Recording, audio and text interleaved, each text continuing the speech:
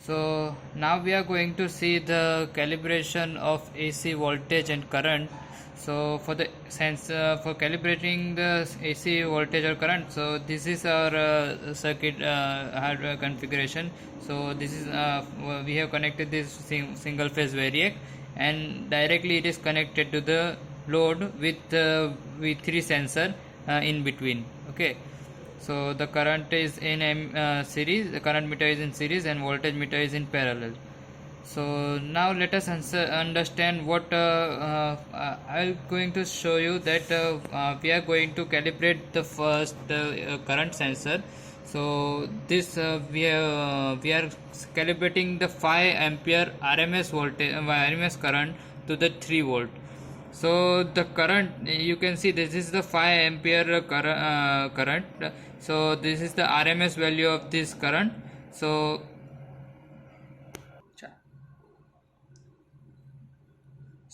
this our Hall sensor current Hall sensor will give the output of this 5 ampere RMS current like this. It will be of a value of 3 volt peak to peak. Okay, so this is a bidirectional current. You can see the reference line is at the 0, and it is the minus 1.5 volt and plus 1.5 volt magnitude. So our controller is a unidirectional, so we will have to shift this 1.5 volt on the upper side.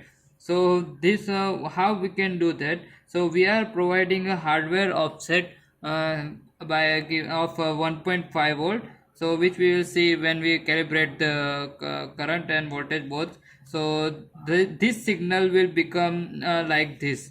So this will be acceptable to our controller. So this 1.5 volt shift we are going to give through the our hardware, our V3 sensor. On that we have the port of giving the offset voltage. So this 0 reference lines has now become this 1.5 voltage reference line. Okay, so now we will see the calibration of the current at the 5 ampere RMS, and we will calibrate at the 3 volt peak to peak.